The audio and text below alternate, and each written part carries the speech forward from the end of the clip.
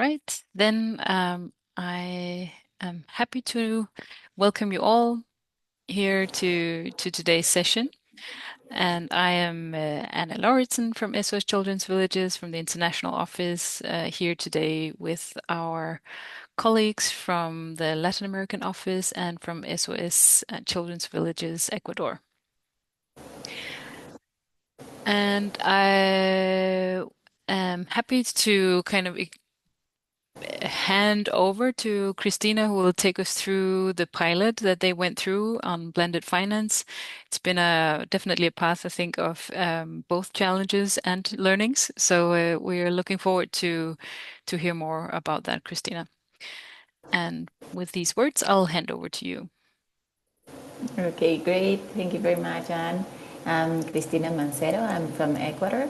We are glad to share with you an experience that we had with blended finance in here. We worked with an enterprise that named Novilus. So here it is. I'm gonna share. Let me see.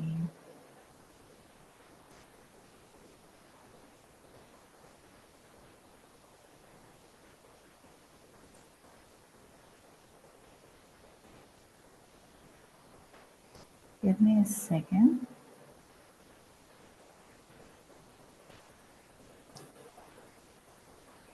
Yeah.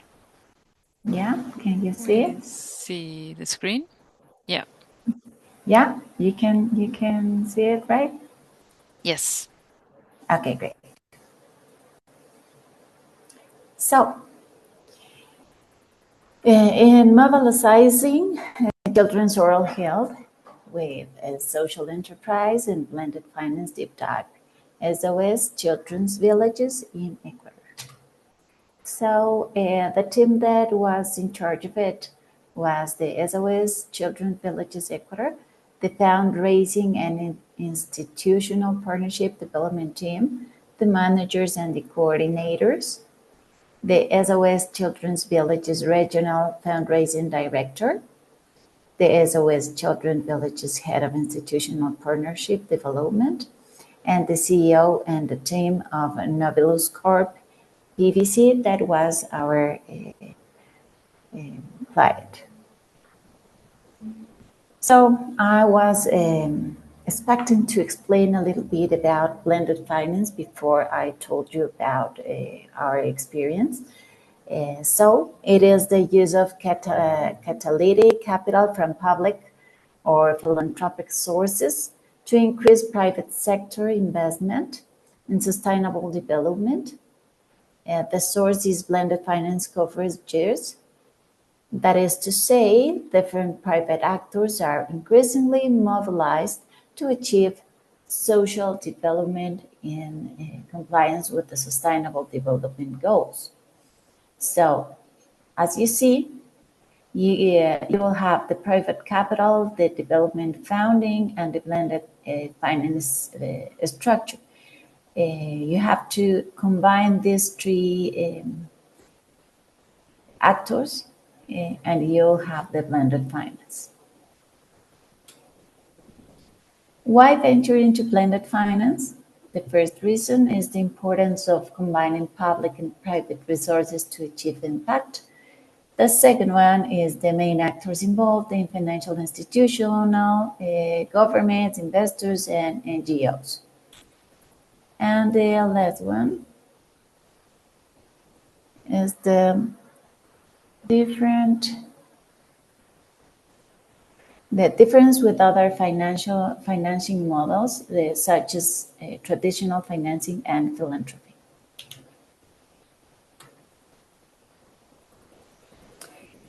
Why is financing important in Latin America? Financing for development and human rights, combining public and private funds, as I said, the private investment in impact. It allows closing social gaps, the acceleration of social economic development that promotes economic growth and social benefit, the public-private alliances, of course, for the impulse of investment with efficiency and quality, the promotion for sustainable development that promotes the achievement of the SDS. The benefits and the challenges of blended finance. We have to start with these two important. How blended finance can mobilize large volumes of private investments for social and environmental projects, and the risks and barriers such as lack of trust in new models or the lack complexity of coordinating multiple actors. What was the problem? Then we have to start in here about our experience. What problem are we are solving and who is our target person? The poverty and economic inequality in rural areas limit access to basic services, including dental health. This is due in part to reliance and specialized providers and the high cost associated with treatment. The lack of access can lead to oral health problems that affect children's overall well-being, making them more vulnerable to other forms of abuse and neglect. Who is the target? Provide high quality, mobile, and portable on site integral dental care and education to 2,400 children and their families. The beneficiaries of SOS Children's Villages Ecuador Family Strengthening Programs. What evidence do we have that this problem exists? First of all, statistics in Ecuador of the dental health problem in rural communities of Ecuador. 8 out of 10 children lack simultaneous access to safe water, basic sanitation, and hygiene inputs at home. And the second one is that children in vulnerable situations, such as those living in extreme poverty in violent homes, often lack access to adequate care, including dental health. Neglect in dental health can be an indicator of other forms of neglect or abuse in the home.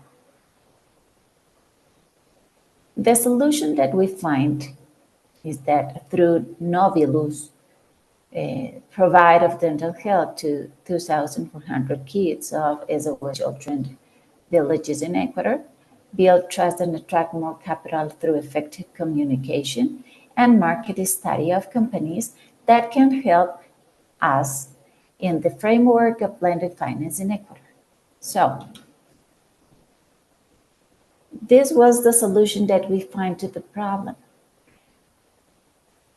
Instead of it, we find that we can work with Nablus the way we expected.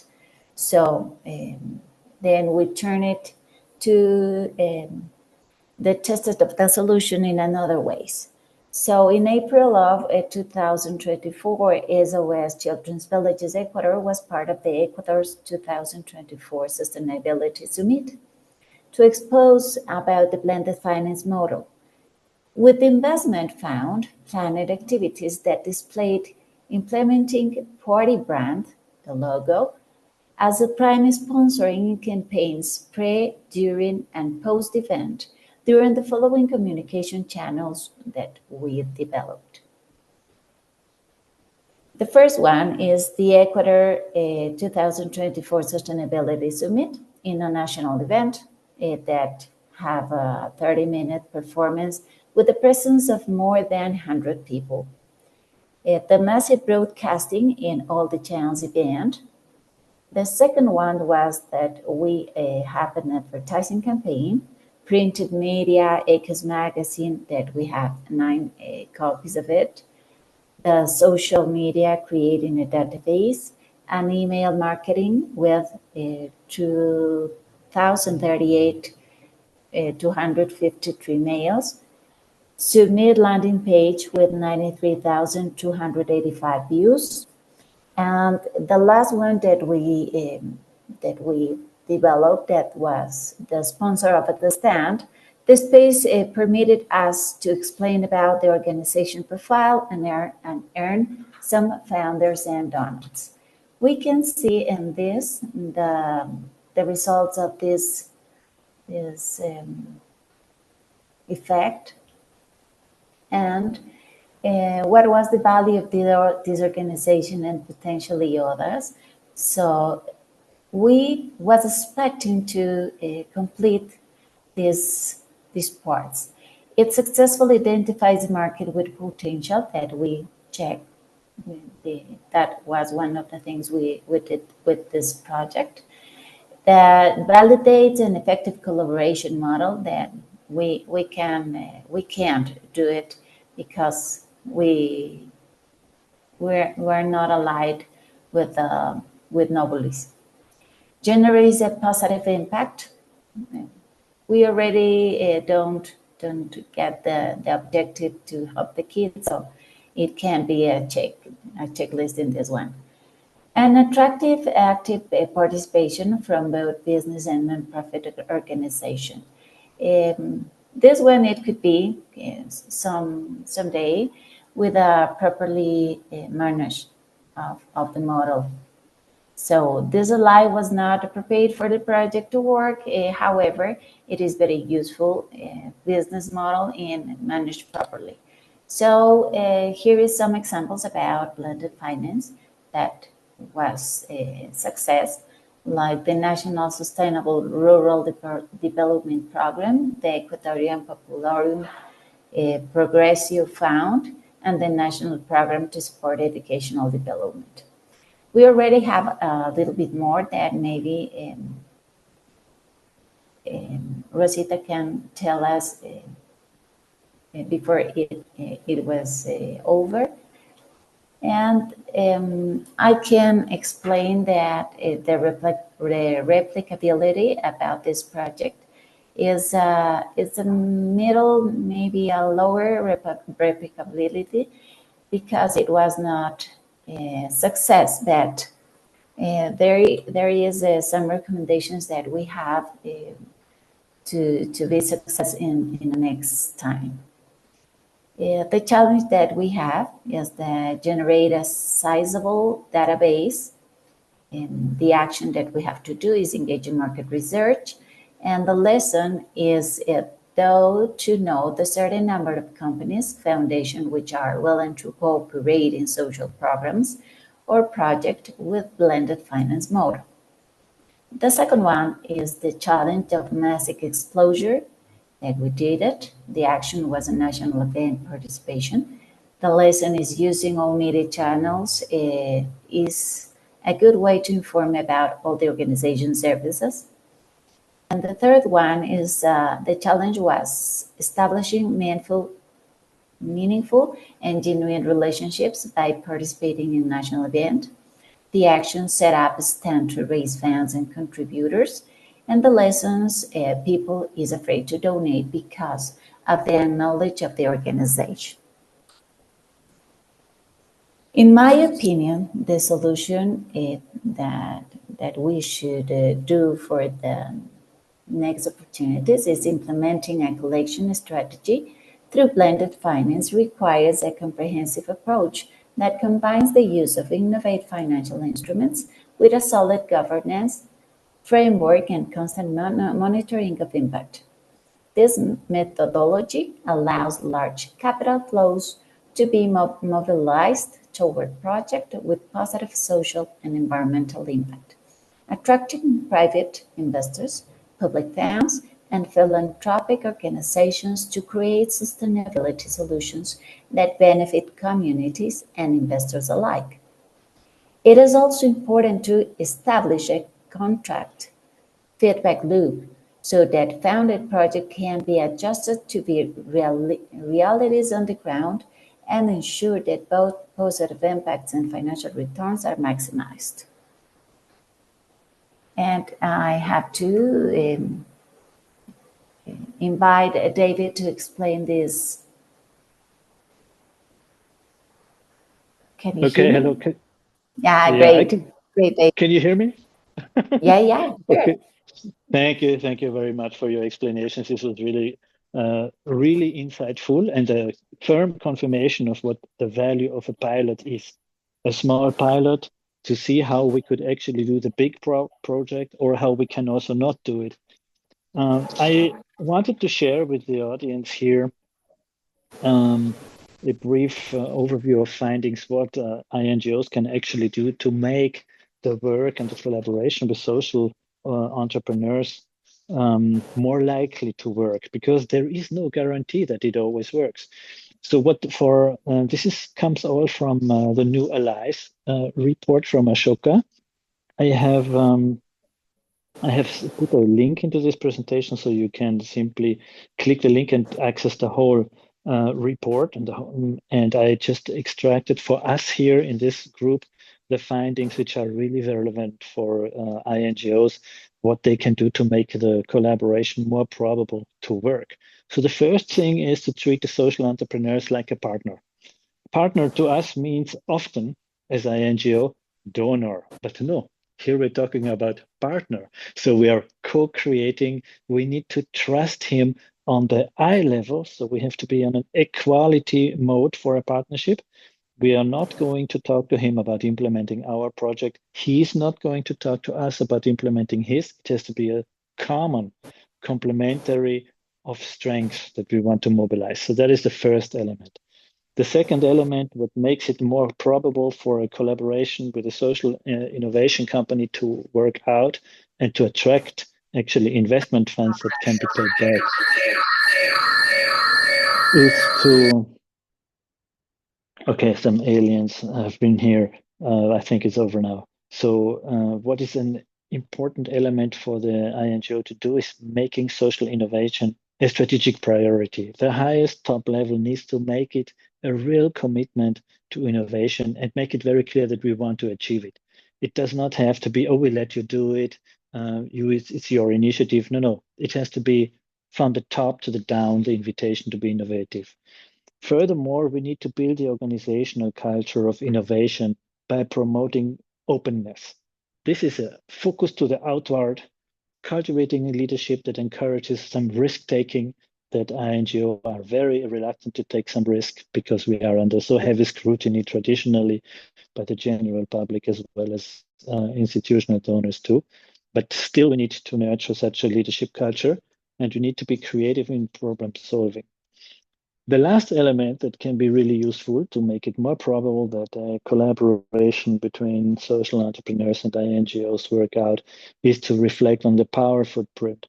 We should not forget that we usually, and now we're talking about INGOs of a certain size, the leading in the world, we are a multi-billion-dollar company, and we work here when we work with a social entrepreneur who may be from a local context with a small enterprise. So we have different speeds for taking decisions. We have a totally different attitude to time and also a totally different like the sense of urgency, because for us, this is one of several hundred projects, whereas for the social entrepreneur, it might be the only and life depending project. So we need to think about being less in the driver's seat, giving others the power to also lead. And when we talk about local organizations, these cultural differences between an international organization and a local company or a national company need to be taken into consideration. All this being said, I only highlighted the positive avenues for an INGO to make it more probable for a successful collaboration. But there are also in the report those elements which are the traditional problems in INGOs, which make the work less probable, the chances for social entrepreneurs where they can improve the probability, and also the traditional problems that social entrepreneurs have. So we have quite a broad array of recommendations how to make such collaborations more probable to work. And I can, as a closing statement, add, we will need to take a close look at this report, because working on market-based solutions through social enterprises will be the future for INGOs. If it's not social enterprises, it will be normal enterprises.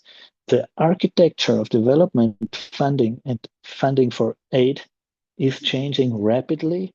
The European Union has just decided to shift the remaining budget for the official development assistance for the 2027 multi-annual financial frame towards leveraging private investments. So it means development funding will only be available in the future if it is supporting and de-risking private investments. So this will really change how NGOs are funding themselves. And I am really grateful for this innovative fundraising grant and whole drive, because it makes us as NGOs think about how can we do work differently. We will need to do this differently, and this it's coming in the next months and years. So I think it was a very successful project as a pilot to see that we did not engage into the big fundraising for the repayable loan, because we would probably not have been able to do it in this case. But the courage of SOS Ecuador, the courage of Novolis, the courage of SOS USA, who was also part of the project, and the courage of the team here to observe with us this learning, I can only comment and say thank you very much. And we are staying interested, and we are not going to give up just because one pilot showed us that we couldn't do it. The next pilot will show us that we will be able to do it. I thank you very much. Thank you, David. And thank you, Christina. Exactly. Any questions from the group? Yes, Juan. Yes, thank you, colleagues, for the presentation, and thank you, David, for that great speak. I remember there were three main assumptions at the beginning of this pilot, no, when we were kind of designing it.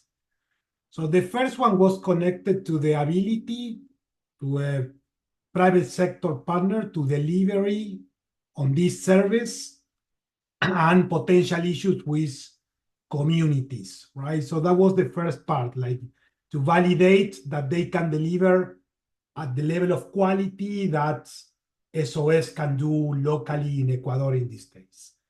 The second one was connected to the ability to this become a sustainable financing model that we can then scale, right? So that was basically whether this partner could measure impact that you can certify in a way, and then how this is monetized through funding sources, public and private funding sources.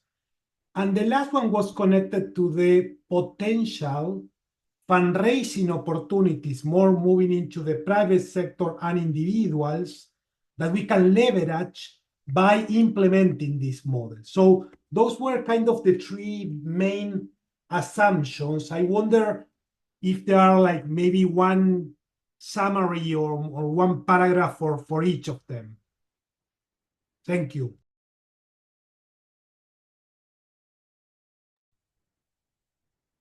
Thank you, Juan. So, who wants Oh, to sorry. respond? Yes, David? Sorry, I was starting to speak, but my micro was closed. I'm sorry. I wanted to briefly say just a few words to each question or comment, because I want to confirm here. Able to deliver the solution. Yes, we have seen it work. We have done some baseline study where we visited several locations with the Novolis solution, and they have actually proven that their model would work. So this first level for sure has been confirmed during our test. In the pilot for sustainable finance model to scale, what we have seen is that the baseline study, we have done it, and that we have been able to go for raising investment funds. I cannot confirm, because we have not been able as a group here, so all the actors, including Novolis, to actually go out there into our own donor base and identify the units, companies or individuals who would be, or institutions also, who would be ready to try this out. We had one commitment from the Inter-American Development Bank that they would match whatever we will bring until 5 million euro, but we have not succeeded to actually really get it done and find the first loss capital that the IDB would have matched. So it is for me a confirmation that the time windows are much smaller than we would have expected, and that maybe our whole system wasn't ready to really do it this time.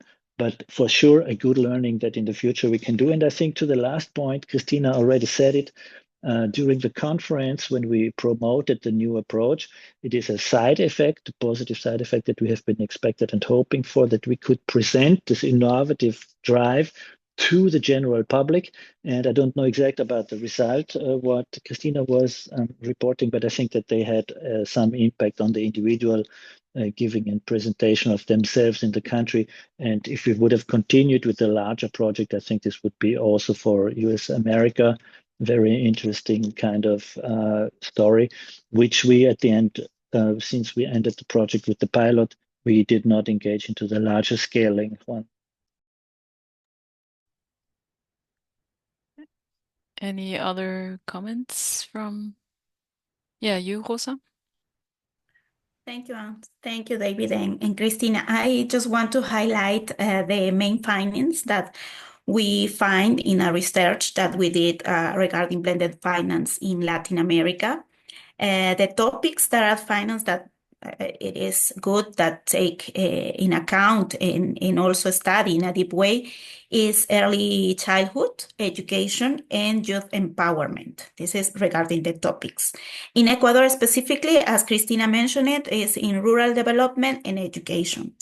And the donor interested in this kind of finance, like blended finance, is the Multilateral Investment Fund, the Andine Development Corporation, and also the Japan Corporation for the region in Latin America, I mean, and specifically in some countries in Latin America. That, of course, we can share these findings with you afterwards.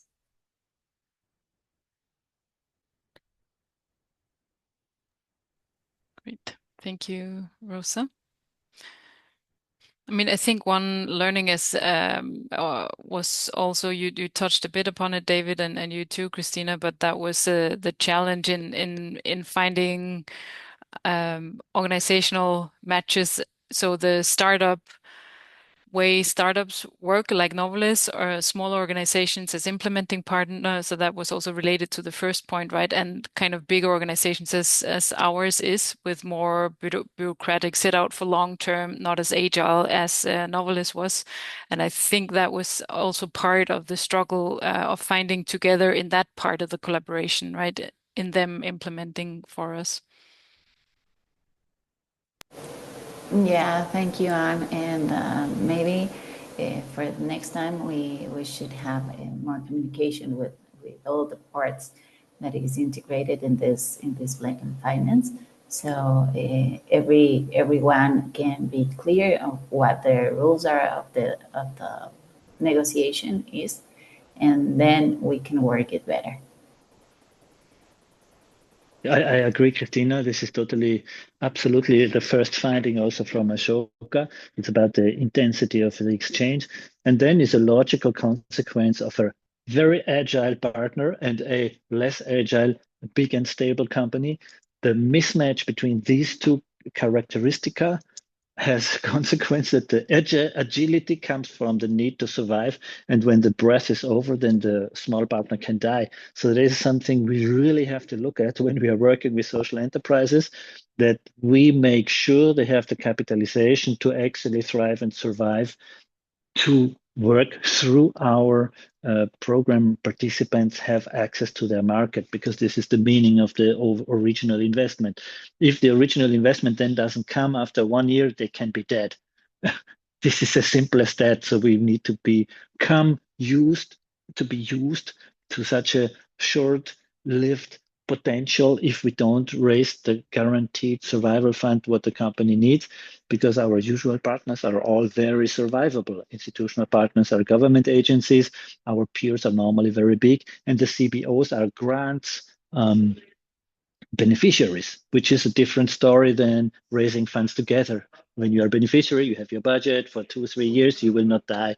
Whereas when we are fundraising together, the smaller partner can quickly go out of business. And this is what we have to really look at together. Okay. Thank you. Right. Any other questions, comments? No. So if there's anything that you think you could share, Rosa, you mentioned also some of the studies of the material, of course, within a Latin American angle, then that would be highly appreciated.